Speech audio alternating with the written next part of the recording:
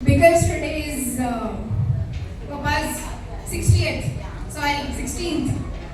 I would want to do something and gift him with something which he really admires. So this one's for you, Papa. પપ્પા, તમે અમારા અડગ સાથ, તમારા ત્યાગે દેખાડ્યો સાચો પાથ.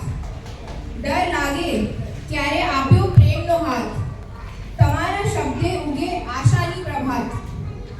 શિસ્ત શીખવી શીખવાડ્યો જીવનનો પાઠ, ઉત્તમ બનો એવું આપ્યું જ્ઞાન.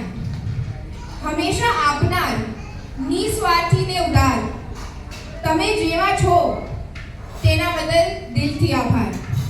એટલે જ કહું છું વારંવાર, તમારી દીકરી બનવું મારો સૌથી મોટો ઉપહાર.